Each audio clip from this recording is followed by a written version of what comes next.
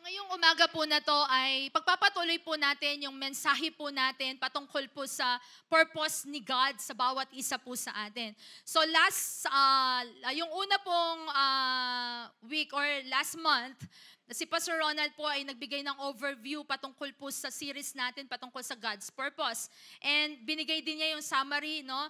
That yung pinaka bottom line or yung pinaka biblical purpose talaga natin or principle ng life natin bilang isang Kristiyano is to live a life that is glorifying to God. Living in and yung doon sa example ni Jesus Christ. So, yung purpose talaga natin, yung conclusion ng pinag-uusapan nating lahat tayo mabuhay na nakapagbibigay ng kaluwalhatian sa pangalan ng Diyos. No? Magiging kalugod-lugod yung mga buhay po natin. So, ang pina-follow nating example, walang iba kundi si Jesus. So, part ng message po natin yan. Actually, ito yung message natin this morning about Christ-likeness. Pero, as a review po, yung unang 5 po yung purposes na nakita po na through Pastor Rick Warren na purpose ng isang tao. Salamat po sa buhay ni Pastor Rick Warren. Yun po yung dine-devotion po natin ngayon. Sa lahat ng nade-devotion, masabing amen. So, unang purpose na pag-aralan po natin, yung we were created to worship the Lord. No? Tayo po ay nilikha para sumamba sa Panginoon. Pangalawa, we were created to have a fellowship with with other believers. And this morning po, ang topic po natin ay we were created to be like Christ or to live like Christ. So pag-uusapan po natin ay patungkol sa Christ-likeness. So of course, upon saying na we are created to be like Christ, yung pagiging God ni Jesus, never tayong magiging God, no? We will never be like God. We will never be God, no? Pero ang pinag-uusapan po na ditong to be like Christ or to live like Christ, yung mabubuhay tayo kung paano nabuhay ang Panginoong Jesucristo. So we believe in sa study ng yung hypostatic union na tinatawag, that God is 100%, Jesus is 100% God, and Jesus is 100% man, nung nandito po siya sa lupa. No? So, naging model si Jesus Christ. Ang best example natin, walang iba kundi si Jesus Christ, kung paano po tayo mabubuhay bilang isang Kristiyano. So, tignan po natin ang salita ng Panginoon. Created to live like Christ. In Romans chapter 8, verse 29, for those who God foreknew, He also predestined to be conformed to the image of His Son. Take note of the word, yung na-underline ko po dyan, predestined to be conformed to the image of His Son. So it is our destiny na tayo po ay mabuhay in Christ-likeness. No? Christ-likeness is our destiny. Paliwanag ko po mamaya pa yan ng mas malalim pa. That He might be the firstborn among many brothers and sisters. In other translation, in the Living Bible, napakaganda po ng the Living Bible, sabi dito, for from the very beginning, God decided that those who came to Him and all along He knew should become like His Son. And who is that Son? That is Jesus Christ. So that His Son would be the first with many brothers. So kung babalikan po natin ang creation, babalik tayo mula sa umpisa, ang pagka-create po sa atin ni God ay we are created after the own image of God. In Genesis chapter 1 verse 27, ang statement po na sinabi doon sa verse na yon, sabi ni God, let us make man in our own image and likeness, no? Likayin natin ang tao ayon sa imahe natin ang wangis, sabi niya. So we were created in the image and likeness of God. Ibig sabihin, nung nilikha pa lang tayo ng Panginoon, nandun na yung Christ-likeness. No? Kasi sinabi po ng verse 29 yon, nire-reflect nung pasimula pa lang, ang destiny na talaga natin, yung identity na talaga natin ay Christ-likeness. But the problem is, because of the fall or the sin, nagkasala po yung tao because nagrebel ang tao, dahil sa pagre-rebelde ng tao, dahil sa kasalanan, na-disfigured or nasira yung magandang image ng tao. No, nung pumasok yung kasalanan. Kaya nga yung tao is capable of doing mga masasamang bagay, mga wrong things because of sin. Nasira yung image ni God. Pero originally, our identity is Christ-likeness na sa pasimula pa lang. Lahat na nakakaunawa nun magsabing amen. No? Pero praise God, because of the love of God, because of the mercy of God and grace of God, ang goal pa rin niya is i-restore yung image ng tao na nalikha niya. Sa lahat ng mga create ni God, yung pinaka-special na nilikha ng Panginoon, walang iba kundi ang tao. Amen? Ikaw yung pinaka-special na create ni God. At nung nasira yung pagka-create sa iyo ng Panginoon, ang gusto niya, ma-restore ulit yon. Mabalik ka sa dating pagkalikha sa iyo ng Panginoon. At anong ginawa niya para ma-restore? Binigay niya yung kaisa-isang bugtong na anak niya na si Jesus Christ dun sa cross, namatay para sa mga kasalanan mo, kasalanan ko, para mabalik yung identity natin, which is Christ-likeness. Amen? So the moment, kailangan natin ipasok sa isip natin ito. The moment that we receive Jesus Christ as our Lord, God, and Savior, yung Christ-likeness, yun na yung identity natin. Amen? Pag sinabing identity, yun na yung pagkakakilanlan sa atin. No? So, lahat po ng naniniwala or tinanggap niya si Jesus sa puso niya ng totohanan, masabing Amen. So, sabi po ni Apostle Paul, imitate me as I imitate Christ, no? Ang ini-imitate natin dito, yung Christ-like na tinatatawag, sabi ni Paul, hindi, gayahin niyo ako habang ginagaya ko ang Panginoon. Tayo po kasi, meron tayong mga tinatawag na mga model, tama? Yung mga sinasabi natin, mga inahangaan natin. At minsan, yung mga taong inahangaan natin, nasasabi natin sa sarili natin na, gusto ko maging kagaya ng tao na to. Minsan nga po, this week nga po, or last week, Holy Week, nag-attend ako ng prayer gathering sa Manila. Tapos yung isang preacher doon, gustong-gusto ko siya, paano siya mag-preach, very anointed, very sweet siyang mag-preach. Kahit masakit yung sinasabi niya, napaka-sweet niya pa rin magsalita. Sabi ko, gusto ko tong tao na to. Kasi pag ako nagpipreach, parang galit eh. Pero gusto ko tong tao na to, no? Meron tayong mga minomodel, meron tayong mga inaangan. Walang masama doon, no? Pero yung pinaka matinding model na kailangan na ginagaya po natin, walang iba kundi si Jesus Christ. No? Kaya nga dito, papasok ko na rin, i-advance ko na, hindi lang pala basta ginagaya. Mababago yung buhay mo, magiging kagaya ka ng Panginoong Jesucristo, magsisimula lahat yan sa pagkakaroon mo ng relasyon sa Kanya. No? Kung wala kang relationship kay Jesus Christ, hindi ka pwedeng maging kagaya ng Panginoon. Hindi ka makakapamuhay na kagaya ng Panginoon. So 5 bagay po yung gusto ko pong i-share po sa inyo sa hapon po na to, sa tanghaling ito. And then, under doon sa 5, meron pa mga sub-points. Sabihin mo sa katabi mo, magpapakabusog tayo sa umagang ito. Amen? Sa tanghaling ito. Total, tanghalian na. Ito yung kakainin natin sa tanghaling ito. So, namnamin po natin ang salita ng Panginoon. So, tignan muna po natin. Pinag-uusapan natin yung Christ-likeness. Ano po bang ibig sabihin ng Christ-likeness? What is the meaning of Christ-likeness? Christ-likeness is the growing process of a Christian's attitude and character toward the example of our Christ, Lord Jesus Christ, through the life-changing power of the Holy Spirit. So, ang ibig sabihin ng Christ-likeness, ito yung growing process, no? Nung tayo po ay maborn again, hindi natapos dun sa naborn again ka lang. Hindi po natapos dun sa naligtas ka lang. Hindi po natapos doon. Pero ang gusto po ng Panginoon, nung makilala natin siya, nag-grow po tayo. Nagmamature po tayo. Nagle-level up yung relasyon natin sa Panginoon.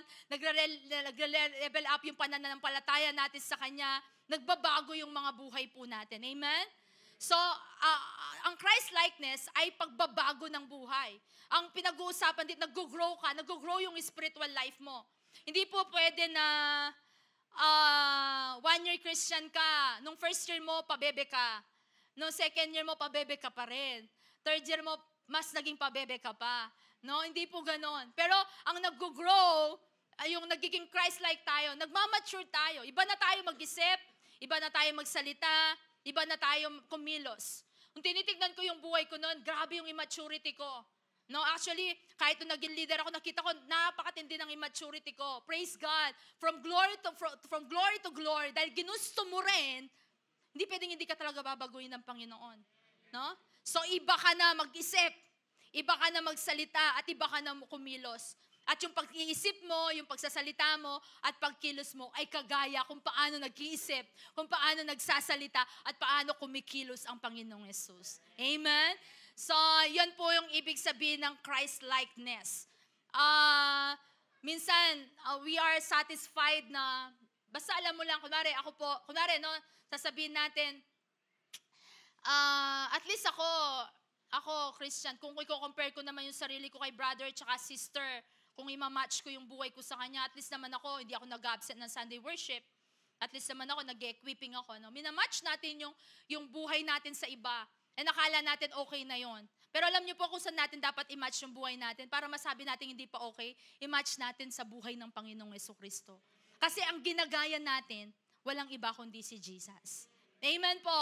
Lahat po ng gustong mabuhay sa Christ-likeness, magsabing amen. Sabi ni Pastor Rick Warren, gusto ko po itong sabihin, di ko nasabi sa first service, God is far more than interested in who you are than what you do. No? Mas interesado ang Panginoon sa karakter mo, sa ugali mo, sa buhay mo, kesa dun sa kung ano yung ginagawa mo. Sabi niya pa dito, you're not taking your career to heaven, you are taking your character. So napaka-importante ng character.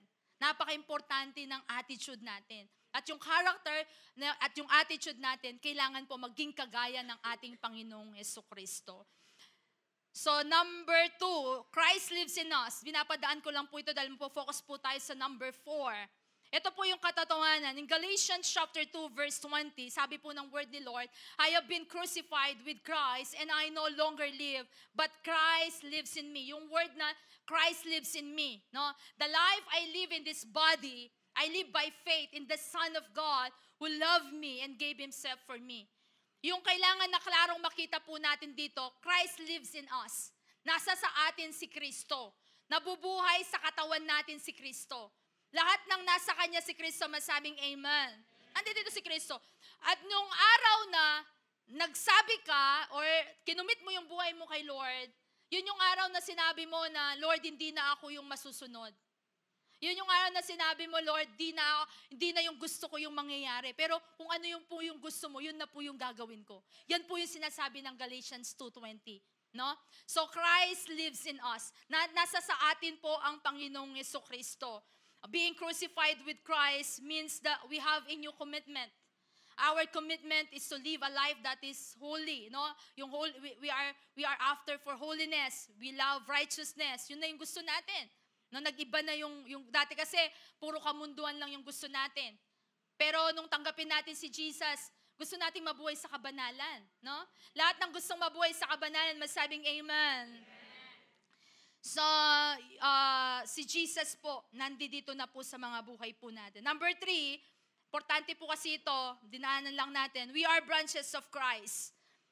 John 15 verse 5, sabi po ng word ni Lord, I am the vine, you are the branches. If you remain in me and I in you, you will bear much fruit. Apart from me, you can do nothing.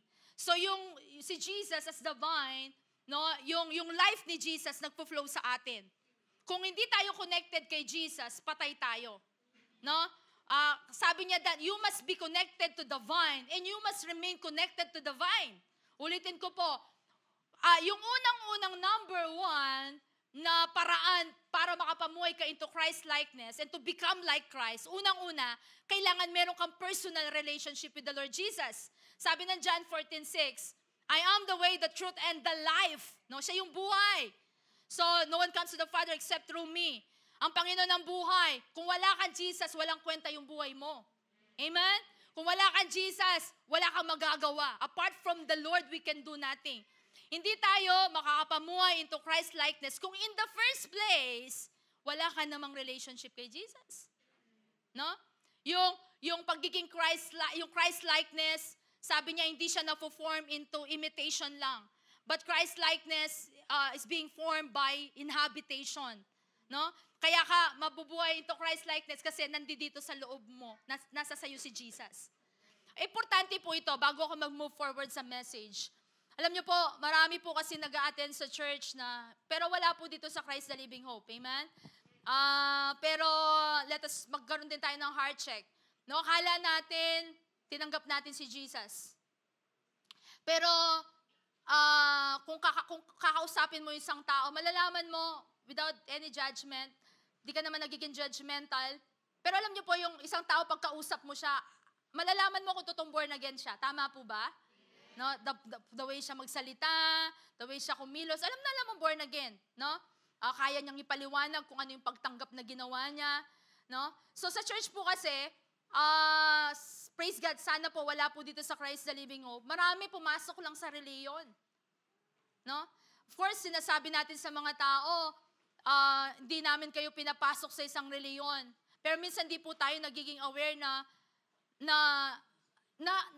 naging reliyon lang din pala tayo. Alam niyo po yon? Yung akala mo, tinanggap mo talaga si Jesus sa puso mo, pero sa totoo lang, di mo naman pala tinanggap si Jesus. Kumari, lalo na yung mga youth, no? Ito yung ano tayo sa mga youth. Yung nagpunta sila sa church. Yung reason kaya nagpunta sila sa church, nag-e-enjoy sila. And then one time, pinag-pray sila ng prayer of acceptance, nakisabay-sabay sila. Praise God, meron namang totoong nabuborn again. Pero kailangan mo yung i-assess yung sarili mo kung talagang tinanggap mo ba si Jesus o nakisama-sama ka lang.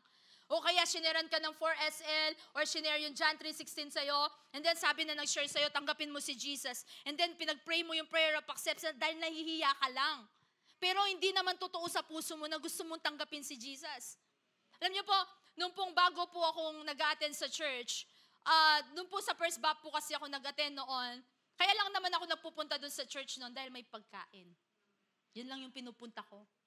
No? Tama po ba? Sino dito yung pinupunta mo lang sa care group pagkain? No?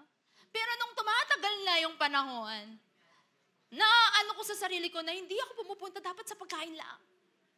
Kaya nga March 13, 1998, yun yung turning point ng life ko, na tinanggap ko ang Panginoon sa puso ko bilang personal Lord, God, and Savior.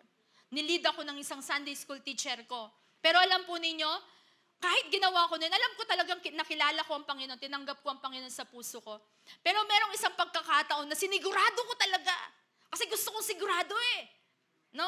Kasi sabi mo sa katabi mo, dapat sigurado. No? Dapat hindi lang 99%, pero 100%. Kasi hindi biro ang impyerno, hindi po biro-biro ang impyerno. Alam niyo po, di ko naman kayo tatakutin, no? Kung ano-ano na po yung mga nakikita natin sa paligid natin. Amen? Bukas, anong mangyari bukas? Naabangan natin, tapos may mga lindol, kung ano nung mga panakot ang, although biblical naman yan, nasa Bible naman, no? Nakikita natin, any moment, babalik ang Panginoon. Pero kung bakit ko ito ine-emphasize na napaka-importante patungkol sa Christ-likeness, kailangan talagang sigurado kang tinanggap mo si Jesus. March 13, tinanggap ko ang Panginoon, pero merong isang pagkakataon, naalala ko youth camp yun, kaya po pinupush ko kayo mag-attend ng youth camp. Please, papag-attendin niyo po yung mga anak niyo sa youth camp.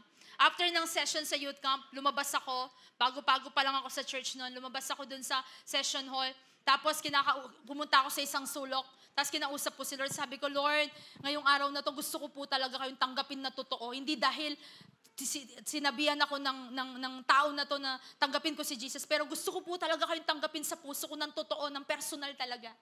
Sinigurado ko nung araw na yon na talagang tinanggap ko si Jesus hindi lang sa isip, pero tinanggap ko si Jesus dito sa puso, na may pananampalataya. Amen?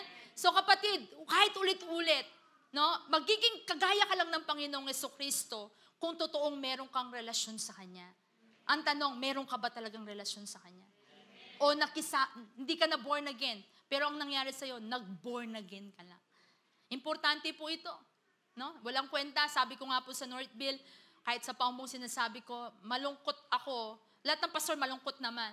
Pagdating ng panahon, hindi kita makikita sa langit. Ang sipag-sipag mo sa ministry, ang sipag-sipag mo mag-disciple, na lagi kang nasa church, pero wala ka naman pala talagang totoong personal na relasyon sa Panginoon.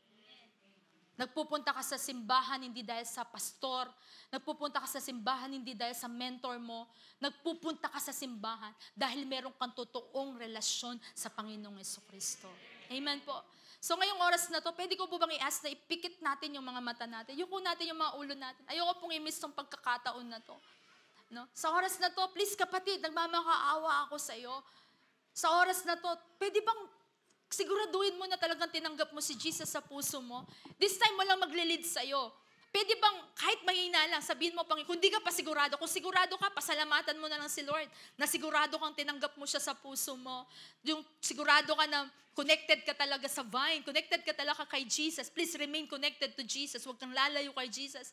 Pero yung mga hindi pa sigurado, huwag kang mahihiya. Pwede sa oras na to, sabihin mo kay Panginoon, tanggapin mo siya sa puso mo, yung totoo. Lord, nagdidesisyon talaga ako na tatanggap kita sa buhay ko, na maging Panginoon ng buhay ko, na maghari sa buhay ko. Sige, bigyan kitang 1 minute to pray. At habang nagpipray ka, selyuhan ng banal na spirito yung panalangin na ginagawa mo ngayong oras na to. Okay lang na ulitin mo. Bastang importante, sigurado ka sa araw na to. Sigurado ka sa oras na to. Hindi nakisama, hindi naki-join lang, pero totoo mong tinanggap si Jesus. Meron ka talagang totoong encounter kay Jesus Christ. Salamat po, Panginoon. Selyuhan po ninyo ng Holy Spirit ang panalangin na ginagawa po ng aking mga kapatid, O God. Salamat po. Lahat ng mga totoong tumanggap sa Panginoon, totoong born-again Christian, magsabing malakas na Amen. So, kaya tayo makakapamuhay kagaya ng Panginoong Jesucristo dahil connected tayo kay Jesus. Amen? Nandito sa buhay natin si Jesus. Yung life ni Jesus nagpo-flow sa atin. Yung DNA ng Ama nagpo-flow kay Jesus at nagpo-flow sa atin. Amen? Yung DNA daw, ang ibig sabihin ng DNA, Ate Shelo, nakita ko si Shelo kanina, ang ibig sabihin ng DNA. Jeff, narinig kita. Yun, ganun daw yung meaning ng DNA. Pero iba, yung meaning pala ng DNA, the divine nature of Abba. Diba? Yung nature ng Ama, yun yung nananalaytay sa bawat isa po sa atin. Amen po. You have the DNA of Jesus. Sabi nila, like Father, like Son. Like the Creator, like the creation. Amen? Like our Father Yahweh, like us. Amen. Lahat na tumatanggap doon, magsabing Amen. Malalaman ng mga tao na totoong anak ka ng Diyos. Makikita sa pananalita mo. Makikita sa pag-iisip mo. Kaya dapat alika negative. Amen? Makikita sa posting mo sa Facebook. Mga kapatid, mga born again tayo. Yung pinopost natin sa Facebook dapat pang born again din. Biruin mo, nagpo-post ka ng kung ano-ano sa Facebook, tapos sinasabi mo mabuti ang Panginoon, pero lagas akakit yung Facebook mo, puro ka discouragement, puro problema, puro negative, pero sasabihan mo born again ka. That is not Christ-likeness, amen?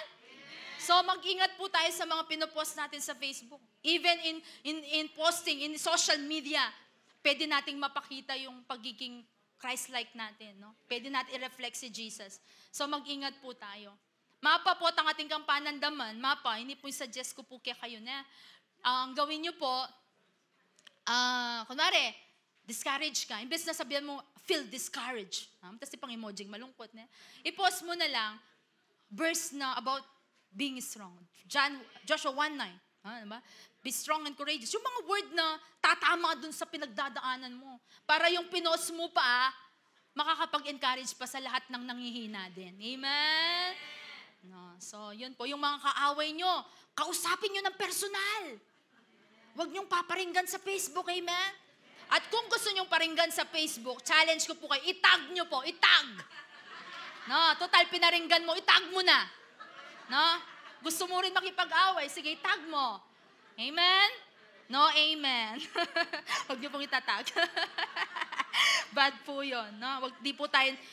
So yung totoong nabubuhay kagaya ni Kristo, hindi po siya palaaway. Amen? Hindi kayo palaaway. Amen? Walang war freak po sa atin. Amen po. So tignan natin, what are the specific Christ-likeness to develop? Madami ito. Kung titignan natin, sinearch ko nga kung ilang character or traits ni Jesus ang pwede nating gayahin. Merong nagsabi 40, merong 39, merong 50, merong nagsabi 99. Pero sa matotal, kung aaralin natin yung napakaraming magandang quality ni Jesus, no, na pwede nating aralin. Pero allow me po to focus these 4 things na napaka-importante na nakita ko po. No? So number 1, ang character na makikita sa atin na kailangan ma-develop sa mga buhay natin, yung una, yung obedience to the Father. Kung paano sumunod si Jesus Christ sa Ama niya sa langit. So bilang mga anak, paano din ba tayo susunod sa Ama natin sa langit? Sabi ng Hebrews chapter 5, verse 8 to 9, even though Jesus was God's Son, anak siya ng Diyos, He learned obedience from the things he suffered. In this way, God qualified him as a perfect high priest, and he became the source of eternal salvation for all those who obey him. Ang tanong ko hanggang saan mo kayang sundin si Lord? Hanggang ano yung kaya mong sundin sa pinag-uutos ng Panginoon? Sa totoo lang po, bilang isang tao na sa flesh natin, yung mga utos ni Lord, di naman madali. Lahat po ng alam niyang di naman madali yung utos ni Lord, masabing amen. For example, sabi ni Lord, mahalin mo yung kaaway mo, madali ba yun? Di madali yun, amen.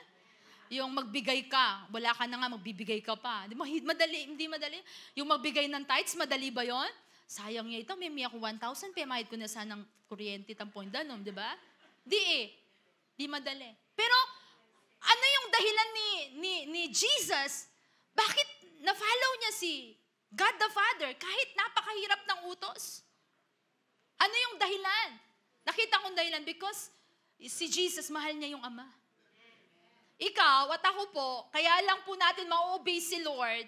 Mahirap i-obey ang Panginoon. Pero ang magko-compel sa atin para ma-obey natin ang Panginoon, walang iba kundi yung pag-ibig natin sa Kanya. Sabi ng 1 John chapter 5 verse 3, if you love God, you will obey His commands, and His commands are not burdensome. No? Yung pag-ibig natin sa Panginoon. So, napakadaming pinapagawa ng Panginoon sa atin. So, gayahin natin ang Panginoong Jesucristo. Mahirap, pero sa tulong ng banal na Espiritu, makakaya po natin. Si Jesus, kaya nakakasunod siya sa Ama. Sabi ng John chapter 4 verse 34, my food, said Jesus, is to do the will of Him who sent me and to finish His work. Alam ni Jesus kasi yung kung bakit siya pinadala dito sa lupa. Alam niya bakit siya nabuhay dito sa lupa. Alam niya yung purpose niya kasi At ang purpose niya talaga ay iligtas ng humanity. Yun alam ni Jesus yon. Kaya kahit mahirap, si Jesus mismo nahirapan kasi flesh . Sabi ni Jesus, Father, if you are willing, please take this cup away from me. Yet not my will, but your will be done. Si Jesus, kagaya natin, nahirapan din . Pero pag may pinapagawa si Lord, Lord, alam ko mahirap ito, pero not my will, but your will be done sa buhay ko. Amen? Pwede natin gayahin si Jesus. At si Jesus, in-empower siya ng Holy Spirit. Tayo may empower din tayo ng Holy Spirit. Amen po. No, John 6 verse 38, sabi ni Jesus, for I have come down from heaven not to do my own will, but the will of Him who sent me. No? Ginagawa ko lang kung ano yung pinapagawa ng Ama sa akin. Lahat ng committed na sumunod sa Ama, masabing Amen. So, alam ko maraming pinapagawa sa iyo si Lord. Ikaw yun yung nakakaalam dyan. Marami ng mga revelation ng Lord sa iyo. May mga devotions ka. Please, let us follow our Father in heaven. Sumunod tayo. Maging masunurin tayong mga anak. Amen? Lahat ng gustong maging masunurin ng mga anak, magsabing Amen. Pangalawa, yung character ni Jesus na gusto nating ma-develop, yung pagiging humble niya. Or tinatawag na humility. Sabihin natin lahat, humility. Next, please. Humility. In Philippians chapter 2, verse 5 to 8, let us read the word of God. In your relationship with one another, so dito po, gusto kong, iklaro din ito. Kasi yung humility na pinag-uusapan natin, una, of course, humility kay God. No, acknowledging na kung hindi lang dahil sa Panginoon, wala tayong magagawa. Lahat ng meron tayo, inahumble natin ang sarili natin with the Lord. No? Lahat, may asawa ka, may anak ka, lahat ka, with all humility lang yan. Amen? No? So, hindi lang humility before God. Pero dito yung tinuturo ng humility before yung sa kapwa natin, kapwa-tao natin. Kaya sabi niya po dito, in your relationship with one another, this is about your relationship with other people, have the same mindset as Christ Jesus. No? Kagaya kung paano nag-isip-isip Jesus, who being in the very nature of God, did not consider equality with God something to be used to His own advantage. Rather, He made Himself nothing by taking the very nature of a servant, being made in human likeness and being found in the appearance as a man. Sabi niya po dito, He humbled Himself by becoming obedient to death, even to that death on the cross. No? So, grabe yung humility ni Jesus. Kung titignan po natin nung hinuli siya, no, hinuli siya para ipako. Sa totoo lang, iniisip ko, may kapangyarihan naman si Jesus nung panahon na huliin siya na patayin niya lahat ng mga nanguhuli sa kanya. Tama po ba? No? O kaya lumaban siya sa mga nanguhuli sa kanya. Pero nakitaan po ba natin siya ng paglaban? Hindi. No? Hindi niya, Diyos siya, may kapangyarihan siyang, masasabihin lang niya, mamatay kayo, mamamatay lahat yun eh. Pero alam ng Panginoong Jesucristo, yung purpose niya, kung bakit nabuhay siya dito sa lupa. Kaya nung inuhuli siya, nagpahuli siya. Okay, inuhuli siya eh. Hindi niya sinabi, Diyos ako, bakit ako inuhuli? Diba? Pero, nag-flow lang siya kung ano yung pagkalikha ng Panginoon sa kanya, ng Diyos sa kanya. I mean, yung purpose ni God sa kanya dito sa lupa. Amen po. So, marami pong mga stories sa Bible na nagpapakita ng humility ni Jesus. Naalala ko, noong pong si John the Baptist ay nagbabaptize. Alam niyo po, nung unang panahon po, pagkatapos mong tumanggap kay Jesus, nung panahon ng mga disciple, isang way para dinideclare mo na talagang follower ka na ni Jesus at gusto mo malinis sa mga kasalanan mo, after receiving Jesus, mapapabaptize ka. No?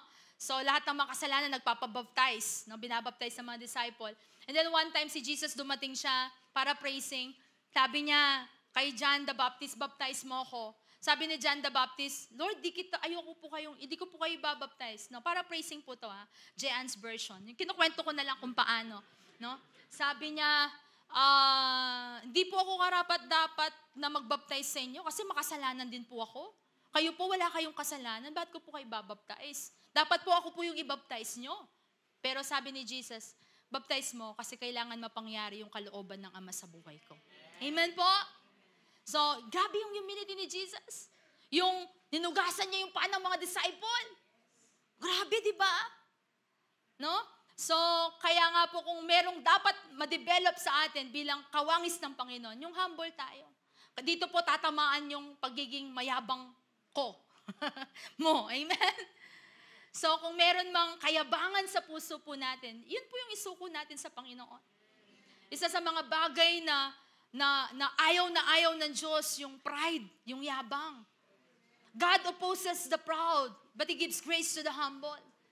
Yung mga taong nagmamataas, binabagsak ng Panginoon. Alam niyo po, pagpapalain lahat tayo ng Panginoon, lahat ng naniniwala na pagpapalain siya ni Lord, masasabing, ako yun! Papapalain ka ni Lord. Pero ang tanong, pag pinagpala ka ng Panginoon, anong gagawin mo? Kumari, binigyan ka niya ng bagong sasakyan. Pag may bago ka na sasakyan na dati ka lang naglalakad, makanano na ka makalakad, makatalanga. Mayabang ka na, dati ka lang naman naglalakad. Amen? Dapat kung habang inaangat ka ng Panginoon, lalo ka nagpapakumbaba. May mga blessing na binigay sa iyo ng Panginoon, binibless niya yung business mo. Lagi mo sasabihin, imin mo pag sinabi mong glory to God. Lahat ng to, biyaya lang ng Panginoon. Kaya lahat ng meron ako, pagpapakita ko ng pagpapakumbaba sa Panginoon, lahat ng meron ako, papagamit ko sa Panginoon. Amen po? Binigyan kang katalinuhan ni Lord dahil matalino ka. Ngayon, matalino ka, hindi mo naman imamak yung mga, alam mo yun, ikaw dahil honor student ka, yung mga yung klase ko yan, bobo yan eh. No? Hindi yung ganoon. Humility. No? Humble ka, hindi ka mayabang. Ayaw po natin ng mayabang. Amen? Itong church natin, ibibless ng Panginoon. Pagpapalain ng Panginoon church, pero hindi natin ipagyayabang. Amen? Ibibigay natin lahat ng glory kay Lord. So, habang nagpapakumbaba po tayo, lalo po tayong inaangat ng Panginoon. Gusto kong ipasok yung alam mo, minsan yung entitlement na tinatawag. Yung dahil, kumare, boss ako! So ako masusunod. Kayo mga alipin ko lang kayo. Sumunod kayo sa akin. Yung mga entitlement na tinatawag na boss. O kaya, huwag na natin ilayo, true to life. Leader over disciple, no? Leader mo ko! Dapat ako masusunod. Bawal ka masalta. Leader mo ko. Mentor mo ko. Pastor mo ko, paglingkuran mo ko, timpla mo akong kape. Please, pakibit-bit ang bag ko. Yung entitlement. Of course, exaggeration na lang yun. Wala namang ganun sa Christ the Living Hope. Pero minsan, check natin yung mga puso natin. Baka naman. Baka lang po. Amen? Amen po? So, hindi yung kahit ano pang position na meron ka, praise God, dinala ka ng Panginoon sa position na meron ka, pero kailanman, hindi mo pagyayabang yung position mo na yan. Di ko dapat sasabihin to kasi naka-live. No? Pero sabihin ko na rin, leading ng Lord sa akin. Alam niyo po, nagpipreach ako, no, minsan sa church, nagpipreach. Ang hirap sa pastor, pag nagpipreach, feeling ng mga tao, pinaparinggan mo sila. Pipreach ako, tapos, di natapos yung preaching. Patas ng preaching. Pastora, nakaka-bless di may mga nabibless. No? Ay, bless ka lang, bless naman yung mga tao. No? Pagkatapos, itong week na to nag-care group ako. Sabi nung isang member sa Pastora, alam mo ba, na-offend sa'yo si ano? Sabi ko, na-offend? Bakit? Kasi doon daw sa preaching, tinamaan daw siya. Anong sinabi ko doon sa preaching na tinamaan siya? Sabi niya, tapos may sinabi siya, yung ganito daw statement na sinabi ko, tinamaan. Sabi ko, nung nagpipreach ako, hindi ko man nga siya naiisip. Feeling kasi ng mga miyembro minsan, pinapatamaan. Ang message po, para sa lahat ng mga, at alam niyo po, ang pastor, ito yung katotohanan. Pag nagpipreach ang pastor, ang unang dinidil ng Lord, yung pastor. Ang unang tinatamaan ng pastor. The more I study this message about Christ-likeness this week, actually for 3 weeks, inaaral ko to. 3 weeks ako nag-aaral. Tapos na-finalize hanggang kagabi. No? Sabi ko, nakita ko yung sarili ko na, alayo ko pa talaga sa Christ-likeness. Na-evaluate ko yung sarili ko. Kaya nga po, ulitin ko po sa inyo, wala pong pinapatamaan ng pastor, amen? Bato-bato sa langit, ang tamaan sa pool. At pag nasa pool, magbago na. Amen? Yun po yun eh. Pero bakit ko ito nakwento? Hindi naman ako naglalabas ng sama ng loob sa inyo. Sabi ko ba?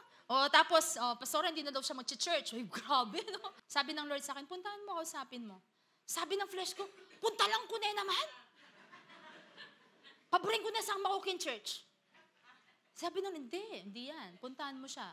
Ano mo yan, tupa mo yan, puntahan mo. Siyempre, si Lord, di naman ganun ako sapin nila, pero impression sa ng Panginoon. Tapos, so kada long story short, pinundan. Kinausap, sister, bakit anong nangyari sa'yo? Nadamaan ka na. Di naman kita pinapataman, di nga kita naisip ng panahon na yun.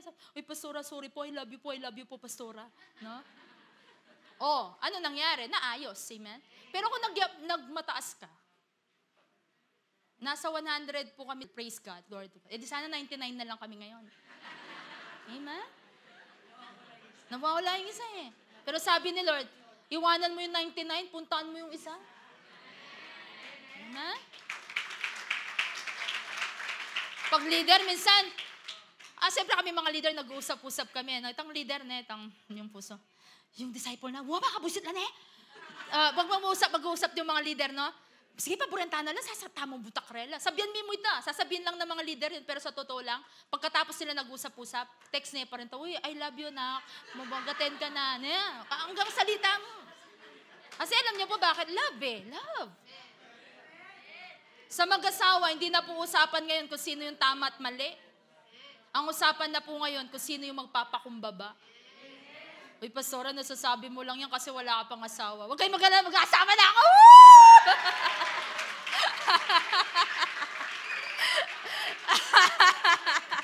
Ate Grace, with all humility.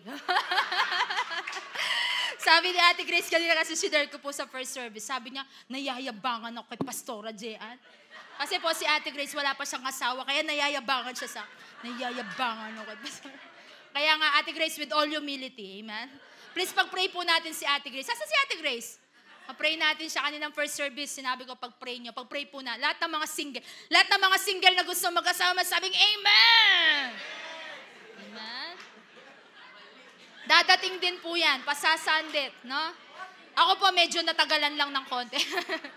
Then, nag-enjoy ako sa paglilingkod sa Panginoon. So, yun na. Balik na po tayo sa message. Pag-ibig talaga, tuwang-tuwa kayo, no?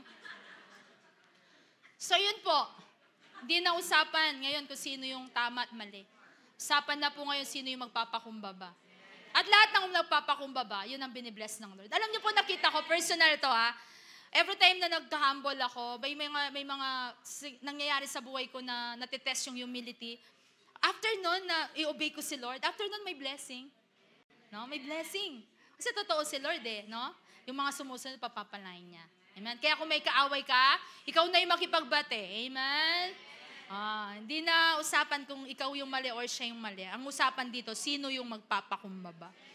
Letter C, servanthood. Gusto ng Panginoon na mag-serve lahat tayo. Matthew 20:28, for even the Son of Man came not to be served, but to serve others and to give His life as a ransom for many. So we are saved to serve. Di lang tayo naligtas para lang maligtas lang. Pero naligtas tayo para maglingkod sa Panginoon.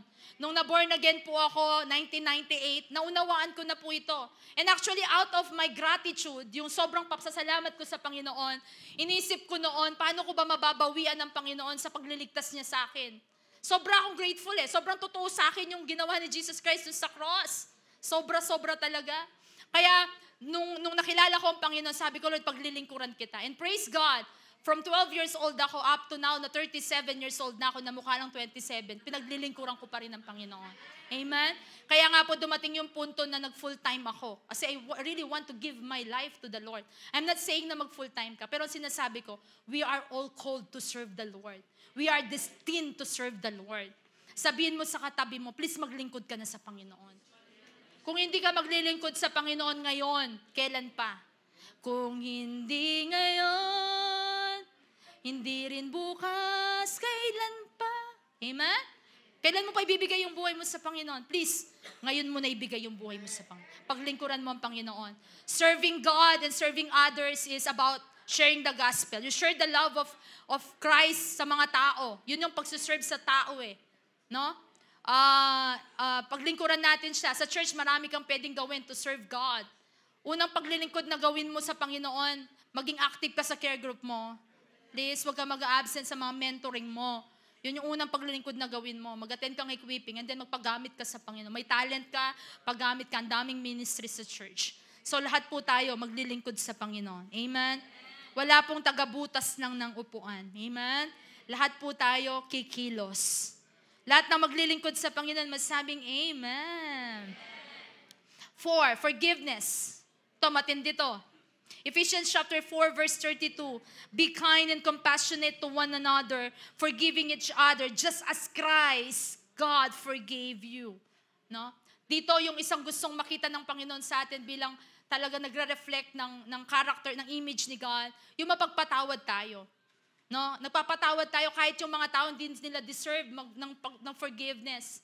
Pastora, nasasabi mo lang yan kasi hindi mo alam kung gaano kasakit yung pinagdaanan ko. Kung paano niya ako sinaktan, wala kasing alam. Kwento ko lang, hindi naman masyado masakit ito. Pero 2 taon gulang pa lang po ako. Yung tatay ko po namatay, sundalo po siya. Hindi naman masyado masakit, di ba? Tapos, 2 taon din po ako. Yung nanay ko, iniwan niya po kami na magkakapatid. At lumalaki po ako, galit na galit ako sa nanay ko kasi yung nanay ko medyo malarit po siya. Ang ginawa po niya noon, nag-asawa ng iba. No? So nung di pa ako Christian yun kasi yung word namin malarit. Meron pa nga mas madala doon pero ayoko sabihin dito. So ako po lumaki po ako na galit ako sa nanay ko. Actually kaming lahat galit kami. Kaming 6 na magkakapatid galit kami sa nanay ko. So sobrang galit ng kuya ko sa nanay ko, sabi niya, ang pangarap niya sa buhay hindi yumaman, pero ang pangarap niya sa buhay, hahanapin niya yung nanay ko. At pag nahanap niya yung nanay ko, papatayin niya yung nanay ko at magpapakamatay siya, okay na siya. Ganun katindi yung kuya ko, ganun katindi yung galit namin sa nanay ko. Ako naman, ayokong patayin yung nanay ko, ayokong mag-effort na hanapin pa siya noon. Sabi ko lang ganito, Lord, nagpipray ako, kinakausap ko si God. Lord, kung nasan man ngayon yung nanay ko, kung totoo ka, sana masagasaan na siya. Nan naman katindi yung, no? Ayoko na kasi mapagod pa, pinapasagasa ko na lang siya. Ganun katindi yung galit ko sa nanay ko. Kasi iniwan niya kami. 2 years old pa lang ako, lalaki ka, iniwan kami. 6 kami magkakapatid. Yung nakakaawa nga, yung bunso namin, nandito yung anak niya, yung kapatid ko, nandito yung pamangkin ko. Months old pa lang yun, no? Nung kakapanganak pa lang, tapos nung pagkapanganak, wala na.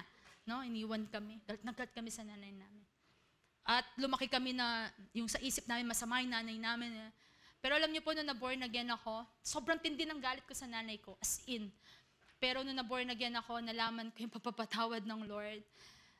Kasi nung di pa po ako Christian, nung bata ako, wala akong galang sa Diyos.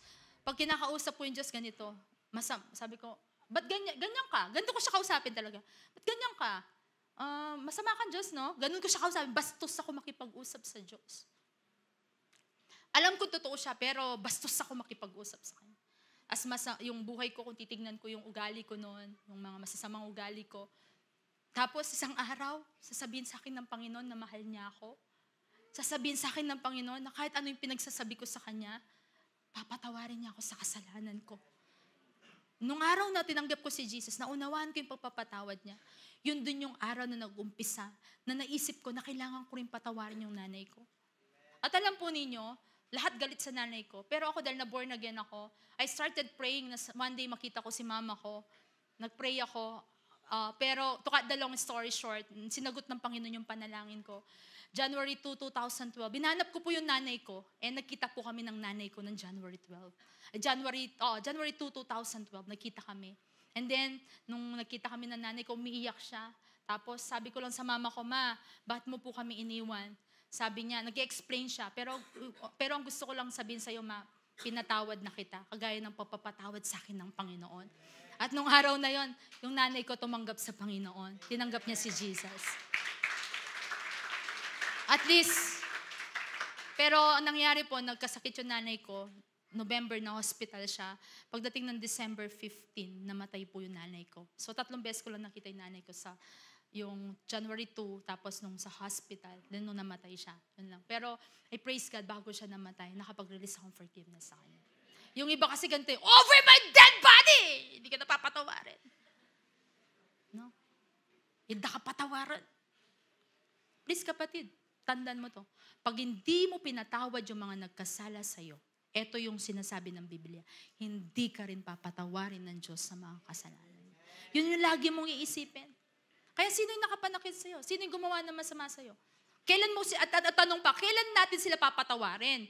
Pag nag-ask na sila ng forgiveness. At kahit hindi sila humingi ng tawad, kailangan mo silang patawarin. Hindi bukas makalawa. Ay, ito na yung pagkakataon na patawarin mo sila. Naalala ko nung nakahang si Jesus sa cross, merong lalaki dun sa kaliwat kanan niya. Sabi nung isa, Lord Jesus, patawarin niyo po, kasama niyo po ako sa karyan niyo. Ano sinabi ni Jesus? Ngayon din, sasama kita sa karyan ko. So ngayon din, pinatawad ng Panginoon. Oras din na yung pinatawad niya. Hindi sinabi ni Jesus, kailangan mo muna magpenitensya o kaya kailangan mo munang magsimba or ganito, bago kita patatawarin sa mga kasalanan. Kailangan mo muna patunayan na nagsisisi ka. Hindi Pero nung moment na yun, pinatawad siya ng Panginoon. Amen? So, yun ang sample Every time na nakaka-encounter tayo ng mga offense, ang resolution lagi natin, kahit hindi sila humingi ng tawad, to forgive. Of course, ang hirap nito. Hirap. Pero magagawa natin ito because we are committed to Christ-likeness at kasama natin ang Holy Spirit. Amen? And when you forgive, you are giving yourself a favor. Ang lumalaya sa taong nagpatawad, hindi naman yung pinatawad mo, pero ang lumalaya, ikaw na nagbigay ng pagpapatawad. Amen po. God is a forgiving God. So let us reflect the image of God in our life. As a Christ-like, let us give forgiveness din sa mga tao. And next, marami pa po ito, pero yung marami pa po sana ang gusto sabihin, pero wala tayong time. Yung sa Galatians chapter 5, verse 22 to 26, yung fruit of the Holy Spirit, no? The fruit of the Spirit, kung Kristiyano ka, na nabubuhay in Christ-likeness, the fruit of the Holy Spirit is what? Love. So kung merong mapagmahal, kailangan ikaw yon. Amen? Na Kristiyano. Kung merong masayahin, ikaw na Kristiyano. Kung merong mapayapa, gusto ng kapayapaan, ikaw na Kristiyano yan. Kung merong mapagpasensya, dapat ikaw yan. Kung merong mabait, dapat tayo po yung mabait. Amen? Kung nakakakitaan ng goodness, tayo po yan. Nakakakitaan ng faithfulness, tayo po yan. Nakakakitaan ng gentleness, tayo po yan. At nakikitaan ng self-control, tayo po yan. Amen? Punta tayo sa 1 Corinthians chapter 13, 14. Gusto ko lang pong i-add dito. No? Usually, nakikita natin tong verse na to, yung love. No? Yung love, sabi niya, love is patience, love is kind, does not envy, does not boast, not self-seeking. Yan, no? Itong love na to, of course, this is the perfect love of our God. No? Pero dahil nagpo-flow yung life ni Jesus sa atin, pwede rin po tayong maging kagaya nito. Amen? Mabigay yung ito sa mga tao. Pwede po ba yung word na love, palitan mo ng pangalan mo? Kunwari ako, Ann is patient. Patient ba ako? Ann is kind. Kind ba ako? Kind does not envy. No? Di ba ako nag-envy? Kind does not boast. Di ba ako mayabang? Kind is not proud. Ann is not rude. Ann is not self-seeking. Anne doesn't easily angered. Anne keeps no record of wrongs. So tingnan mo, ikaw kaya malalagay mo kayong pangalan mo dyan? Sampulan nga natin, declare natin. Sige, kung anong pangalan mo, doon sa word na love, ipapalit mo. Declaration natin ito. In Jesus' name, ito yung magmamanifest sa buhay natin ng itong Christ-likeness na to. Sa bilang na 3, with all faith, sabihin natin, 1, 2, 3. Anne is patient, Anne is kind, Anne does not envy, Anne does not boast, Anne is not proud, Anne is not rude, Anne is not self-seeking, Anne is not easily angered, Anne keeps no record of wrongs. Amen? But Anne does delight in evil but rejoices with the truth. Kinaya mo ba? Kinaya mo, amen, no? Oh, kinaya mo ba? Pwede ba sabihin mo ulit sa katabi mo yan? Sabihin mo, kung anong pangalan mo, sige sabihin mo sa katabi mo, Anne is kind. Sige sabihin mo sa kanya, please. Sige, declaration natin yan. Amen? Kung ganyan tayo, di ba, napakasarap mabuhay sa mundong ibabaw. Amen? Hallelujah. Amen. Sabi ko, i-declare mo lang, huwag kang magko-comment sa kanya. Amen? So, yan po yung makikita po sa, and many more character and traits of the Lord Jesus Christ.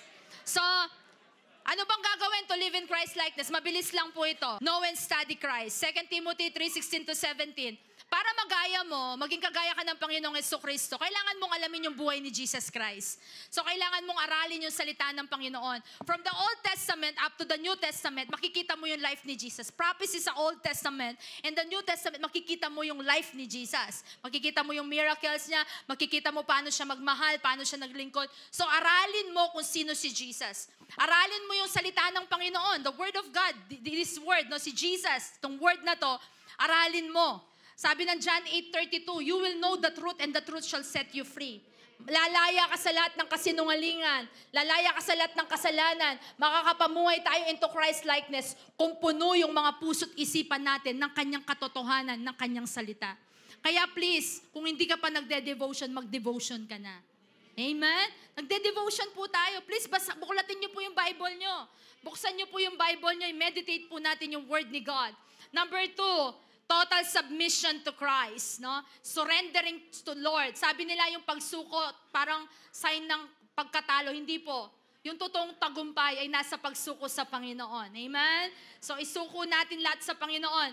Sa oras na to, para makapamuhay ka sa Christ-likeness, anong bagay ang gusto ng Lord na isuko mo na? Please, kung nasa bisyo po kayo ngayon, please suko nyo na po yung bisyo nyo. Sigarilyo, please suko mo na yan. Alak, suko mo na yan, please. Yung panonood mo ng mga bold, suko mo na yan, please, no? Yung pagiging masungit mo, suko na natin, amen? yung lahat ng mga papangit na ugali, suko na po natin, amen? So, ikaw yung pagiging negative mo, suko mo na yan. Yung sama ng loob na yan, suko mo na yan. Yung kasalanan na yan, suko mo na yan. Eto po, please, listen. Kung nasa maling relasyon ka, please, suko mo na yan. Young people, mapapahamak ka dyan, suko mo na yan. Amen? So, yung mga nambababae dito, tsaka yung mga nanlalalaki, isuko na po natin yan. Jesus' name. Amen. Si Levi po, alam nyo po, isa sa mga disciple ni Jesus, iniwan niya yung kayamanan niya just to follow Jesus. Ikaw, anong kaya mong isuko para sa Panginoon? Alam niyo po ako, sinuko ko sa Panginoon. Total submission to eh. Sinuko ko sa Panginoon yung pangarap ko. Pangarap kong yumaman. Talaga lang. Dahil nga po lumaki ako na hindi naman maganda yung buhay namin. Kaya nagsikap ako mag-aral para yumaman talaga. Pero sabi ng Lord, di kita dyan dadalhin. Gagamitin kita sa kariyan ko. Kahit di ko naiintindihan. Sige Lord, sabi mo. Pero marami akong struggle na pinagdaanan bago ako sumunod sa Panginoon. And praise God, di ako nagsisisi na sinuko ko sa Panginoon lahat. Kahit na yung pangarap ko. And now, by the grace of God, lahat naman ng desire ng puso ko, binigay naman ng Panginoon. Amen po. No? So, total surrender to the Lord. And last, siyempre ito lagi susi, be filled and empowered by the Holy Spirit. Ephesians chapter 5 verse 18, do not get drunk on wine which leads to debauchery, instead be filled with the Spirit. Galatians chapter 5 verse 16, so I say, walk by the Spirit and you will not gratify the desires of the flesh. No? So patulong po tayo sa Holy Spirit para makapamuhay na kagaya ni Jesus Christ. Kaya everyday talk to the Holy Spirit. No? Every minute of your life, talk to the Holy Spirit. Kausapin mo siya. 2 Corinthians chapter 3 verse 18, dito tayo magtatapos. Let us read the word of God. Sabay-sabay, 1, 2, 3. And we all with unveiled face, beholding the glory of the Lord, are being transformed into the same image from one degree of glory to another. For this comes from the Holy Spirit. Magagawa lang po natin ito dahil sa tulong ng banal na Espiritu. Tayo pong lahat ay tumayo at magpapa-empower po tayo sa Holy Spirit sa umaga pong ito before we leave this place. Magpapapuspos tayo sa banal na Espiritu. Natulungan niya tayo mula sa araw na to, from this day on, mula sa araw na to, sa oras na to, paglabas mo sa pintuan na to, ang goal mo na palagi is to live like Christ, to be like Christ. Christ-likeness na ire-reflect mo yung glory ni God sa buhay mo. You will bring Jesus kahit nasan ka. Sa trabaho mo, sa pamilya mo, you will live in Christ-likeness. Sa karir mo, you will live in Christ-likeness. Habang nagbi-business ka, you will live in Christ-likeness. Sa lahat, sa school, kahit nasan ka man, makikita yung kalwalatian ng Panginoon sa buhay. Makikita si Kristo sa buhay mo at saka sa buhay ko. Amen? Hindi ikaw yung makikita, pero makikita si Jesus. Lahat ng nakocommit sa Christ-likeness, magtaas ng kamay. Lahat ng gusto ng Christ-likeness, patulong tayo sa Holy Spirit. Awitin natin to. Holy Spirit, tulungan po ninyo kami. This is our prayer this afternoon before we leave this place. Pakapuspusin nyo po kami, Holy Spirit. Ang puso ko'y dinudulog sa'yo, nagpapakumbaba, nagsusumamo, paging dapatin mo, ikaw ay mamasdan, makangiit ka at sa'yo ay pumisan. Puso ko'y nilalapit namin ang aming mga puso sa'yo. Nilalapit namin ang aming mga buhay sa'yo, O God. Nagpapakumbaba po kami sa inyo. Please, paguin niyo po kami. Nasusumamo po kami sa inyo, Holy Spirit. Make us into a different person, O God. Holy Spirit, di namin kayang baguhin ang sarili namin. Kailangan namin kayo, Holy Spirit. Nasa buhay ka namin. Mag-manifest ang bunga ng banal na Espiritu sa aming mga buhay. Loobin mo ang buhay ko'y maging banal mong tahanan. Luklukan ng iyong wagas na pagsinta.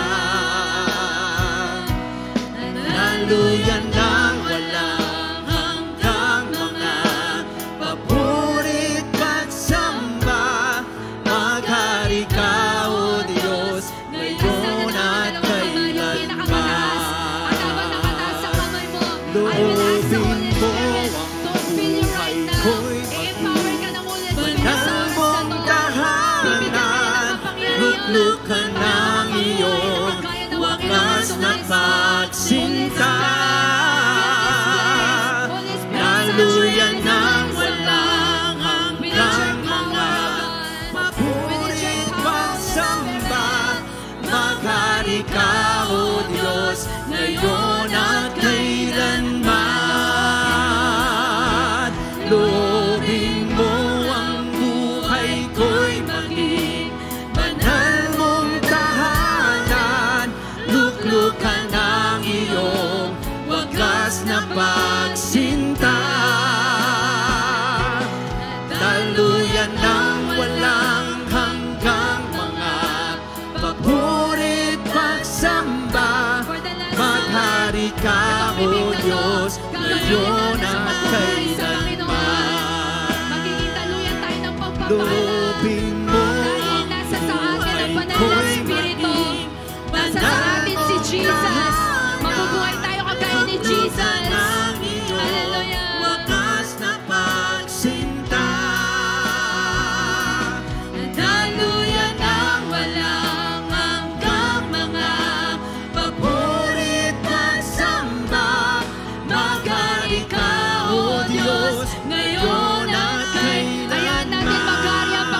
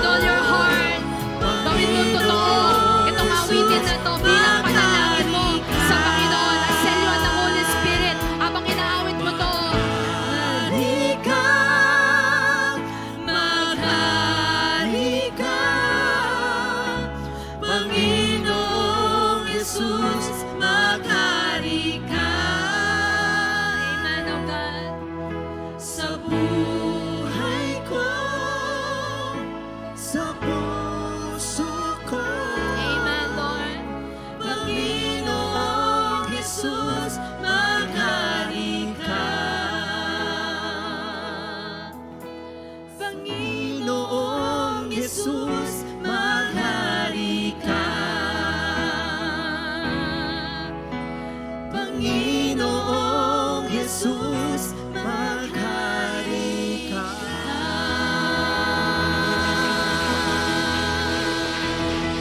Hallelujah! Sige po, malakas na palakpak para sa Panginoon. Binibigay po namin ang paghahari sa iyo, Panginoon. Binibigay po namin ang lordship sa iyo, God. Ang kingship sa iyo, God. Hallelujah! Sige po, taas mo ang kamay mo. At pwede ba kahit isang minuto lang pag-pray mo yung sarili mo, talk to the Lord, sabihin mo sa Panginoon, mula sa araw na to, Panginoon, gusto kong mabuhay ng kagaya po ninyo. Sige, commit mo yung buhay mo sa Kanya that you will live in Christ-likeness. Sige kapatid, pray for yourself. Mag-a-agree lang ako sa prayer mo. The best prayer, yung panalangin sa sarili. Lord, please, gawin niyo po kung kagaya po ninyo. Mag-manifest, Lord, ang bunga ng banal na spirito sa buhay ko. Tulungan niyo ko, hindi ko to kaya. Kailangan ko po kayo, Panginoon, O God. Kailangan po namin kayo, Holy Spirit. Please, Lord, change us all, O God. Kami lahat baguhin po ninyo. Lord, makikita kayo sa mga buhay namin. Dadalhin namin kayo kahit saan man kami magpunta, O God. We are, Lord God, reflection of yours, O God. Reflection niyo po kami, Panginoon, O God. Salamat po, Panginoon. Salamat, Holy Spirit. Empower niyo po kami. Not by might, nor by power, but only by your Holy Spirit, O God. Salamat po. Salamat. Selyuan po ninyo ng Holy Spirit ang panalangin na ginagawa ng aking mga kapatid, O God. At dahil kami po ay mabubuhay sa Christ-likeness, O God, lahat ng pagpapala mula sa Ama ay aming makakamtan, O God. Tinatanggap namin lahat ng blessing. Sige kapatid, lahat ng blessing tanggapin mo. I declare, I prophesy in the name of Jesus, yung may karamdaman dito, umalis ka na pinagaling ng Panginoon. Ano mang karamdaman, nararamdaman mo ngayon sa katawan mo, sa ulo mo, sa parte ng katawan mo, I declare healing right now in Jesus' name. Emotional healing man ang kailangan mo, receive the healing right now in Jesus' name. Spiritual healing ang kailangan mo, be delivered right now. Heal ka ng Panginoon sa lahat ng mga ginagawa ni Satanas sa buhay mo. May pangangailangan ka, I declare the provision of God. Maliit man yan, hanggang sa malaking pangangailangan mo. Sa week na to, I prophesy and declare, in the name of Jesus, gagawa ng himala ang Panginoon sa pangangailangan mo sa week na to. Sa mga pinagdadaanan mo, sa week na to, tatapusin ng Panginoon yung problema mo sa buong linggo na to. Sa linggo na to, makikita mo yung himalang gagawin ng Panginoon sa buhay mo. Hallelujah, Lord. We receive your promise, O God. Lahat ng to, pangako po ninyo sa mga taong nagmamahal at sumusunod sa iyo, O God. And also, Lord, we bless our visitors. Pwede ba natin i-bless yung mga bisita natin? Let us declare na lalo nilang makilala ang Panginoon. Lord, dinideclare po namin ang aming mga bisita, Lord. Di po aksidente na dinala niyo po sila sa lugar na to. Pagpalain niyo po sila, O God. Di man namin maalam ng mga personal prayers nila.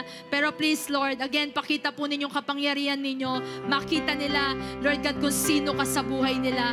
Bless them, ingatan niyo sila. At mag-grow sila sa pagkakilala po nila sa inyo, O God. Makakasama namin sila na maglilingkod sa iyo. Salamat po, Panginoon. Sige kapatid, tas mo ang kamay mo.